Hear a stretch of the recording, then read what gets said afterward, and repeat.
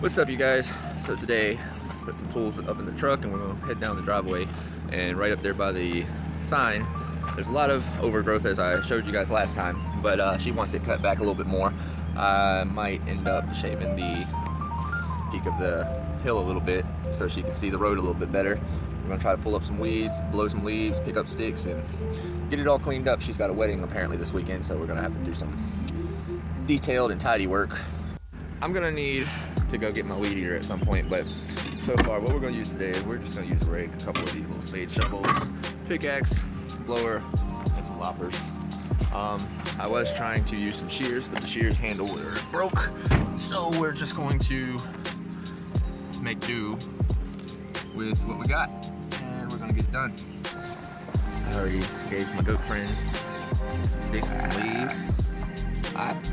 You got some. I saw you. Don't act like they bullied you. I seen you get some. Don't worry, I'll find you some tall grass or something and drop a pile of it. Right. Here.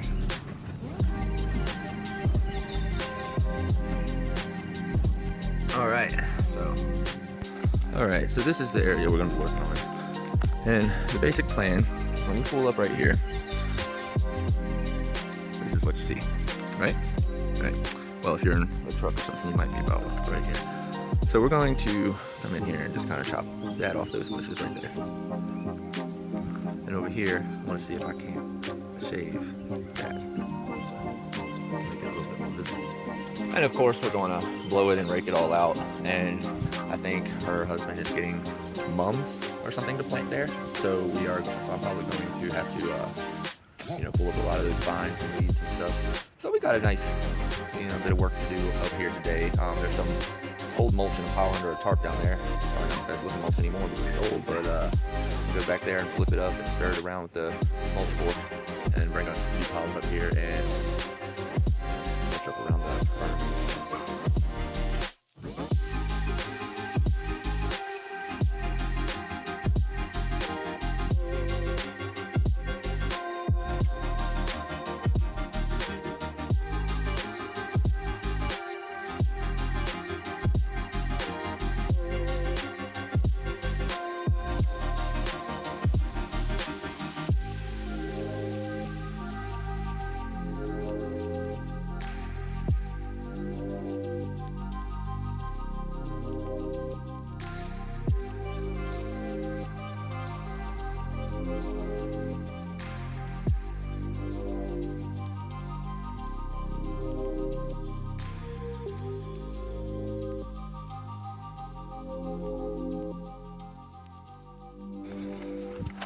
Basically, right in the middle right there.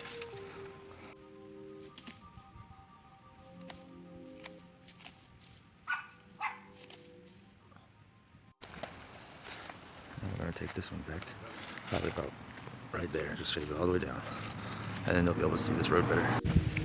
But even that little bit that I just raked away from the top made the roadside more clear.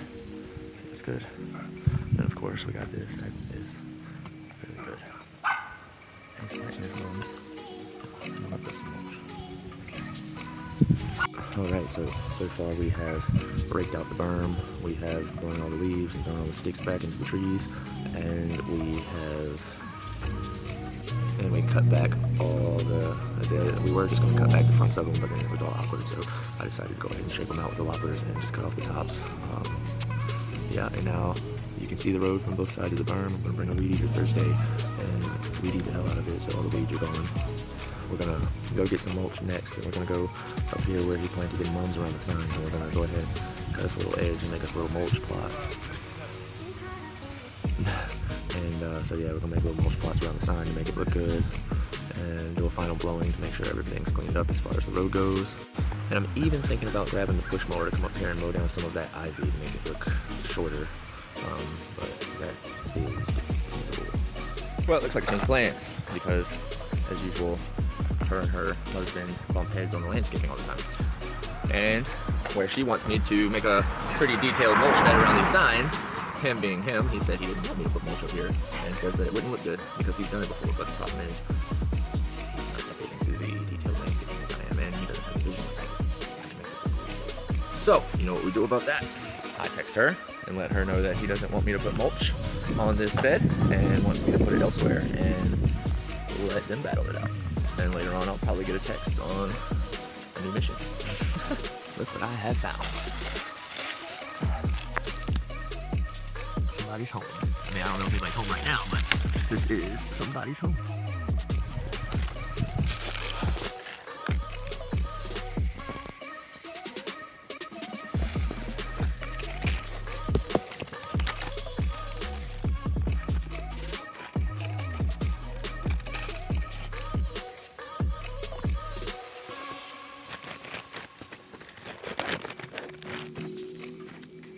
Hello.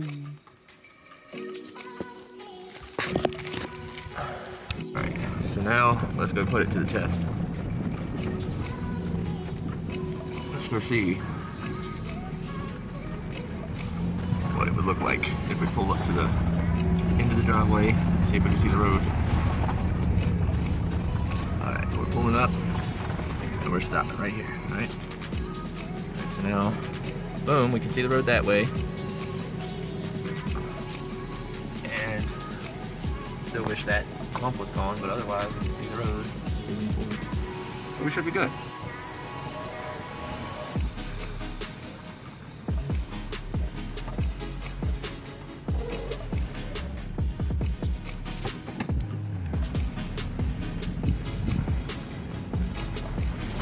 Now we're on our way to pick up sticks for the storm cleanup. And I know when I was coming up the driveway, I seen a lot of sticks down in some areas, so we're gonna go ahead and clean up a few places, and we're gonna be back tomorrow, so there's gonna be a part 2 of this video. So we gotta come back tomorrow with the weed eater. So we're gonna take a mower up to the front where we were just at, and we'll blow the whole place. So now we're just basically policing the roads for sticks that are eyesore for people that are driving up the driveway. In this area here, I always put an edge around all these butterfly bushes and azaleas because the mulch there, and it looks really good.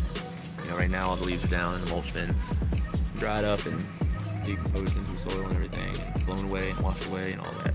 So come springtime, or maybe early summer, we'll probably be doing that. You can't see it from this angle, I don't think, but I carved that into a heart and placed little slides of sod last year to put grass around it and give it a good clean edge, and mulched it. And when that thing is mulched, it looks really good, but it also kind of represents a little peace, love, and happiness vibe. Oh yeah. But anyway, I really like to go in here, like right here in the woods line where you can see it all popping up, and just go about 10 feet in and get all the sticks that are sticking out, you know, so it's not such an eyesore from the road. I know it sounds crazy, taking sticks from the woods. I tell you, I used to cuss out Kingsmill because they used to make us do this shit, and I never understood it. I was like, why are we taking sticks from the woods? But now I get it, you know. It's just right here on the woods line where it pops out, and it's such an eyesore, and you know, it just shows more detail when you get these sticks up and clean it out. And just like that, it don't look so bad. And of course, I'm gonna blow it all tomorrow, so all these little tiny twigs are gonna be gone, and all the leaves are gonna be shaped up back into the woods line. But yeah, see, all the eyesores are gone. It don't look so bad anymore. And that's what we're looking for. Quick rule of thumb. See these twigs here? Yeah, that one was an eyesore because it was like sticking up. But a lot of this stuff like this,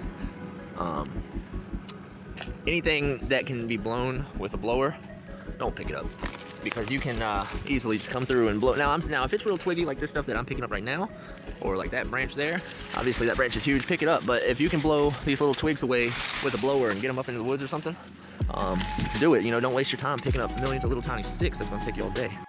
Now, one of the most effective ways to do it is to park and walk up and down each side and get all the eyesore sticks and pile them up on the side of the road, and then come through with the truck and just pick up the individual piles. But yeah, obviously that's if you got the time to do so. Otherwise, just go through when you're kind of in a rush, go through and you pick up what you see. You know, if I'm driving down the road, I can see things sticking up, and if you see them, everyone else can see them, so you should go ahead and pick them up. And you'll always, you know, especially when you start doing property for a while, you know, you'll start to pick up on a few things. And one of the things you start to pick up on is what trees drop the most sticks. And that's because you'll start to learn what areas get the most cluttered up with debris from storms and everything else, or just fall weather, regular wind, or just dead stuff falling off of trees. And you start to figure out what drops the most sticks. Like if you ever work a property with a river birch tree, I don't even have to explain it, because if you ever do, you'll see exactly what I'm talking about as far as what trees drop sticks and which trees don't drop as many.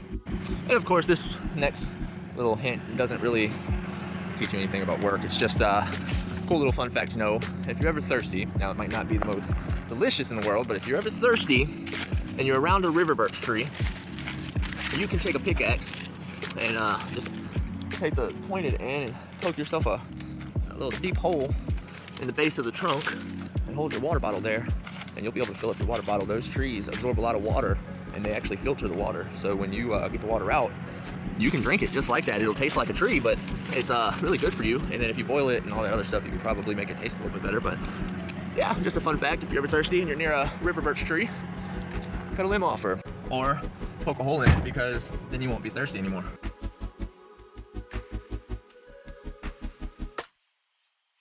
Y'all gotta watch out for Sasquatch. Alright, you guys, well, we did a whole bunch of stick cleanup and put the sticks up by the firewood pile because they wanted to do a bonfire for the wedding. We cleaned up the front area by the driveway and even cleaned out the ditch and the drainage system, shaved off that hill a little bit. We didn't get to mulch, and I really wanted to, because I really wanted you guys to see what it was going to look like, but plans got changed. And yeah, so we did a lot of cleaning, and tomorrow we're going to come back and do some real detailed weed eating everywhere and blowing and possibly mulching if they come up with plans. So stay tuned for video number 2. And just remember, there isn't any specific point to the videos for like the workplace shenanigans. It's just me at work doing my everyday life stuff, so you guys can see that I'm not just like this, you know, got it all together in the gym 24/7 muscle man. You know, I got a life too. You know, I do have a life out here. I've got friends and I've got jobs to do and a whole bunch of stuff. So yeah, just stay tuned for all the workplace shenanigans videos, and I'm hoping that some of them will be really funny, because, well, I know they will. Not to mention, we're going to take advantage of any chance we get to spread some knowledge or share some tips when it comes to doing jobs and being a handyman and all that other stuff. So those of you out there who may not be very mentally or experientially equipped for some of the things that I do on my channel, well, you get to get some hints and tips. I can't wait until next spring where I can open up my gardening side, but I'm just going to add it to the workplace shenanigans, because really, how many channels am I going to have on one channel? So yeah, that's what we're doing, you know, having fun, showing our everyday life, and spreading the knowledge and tips to people that we can't.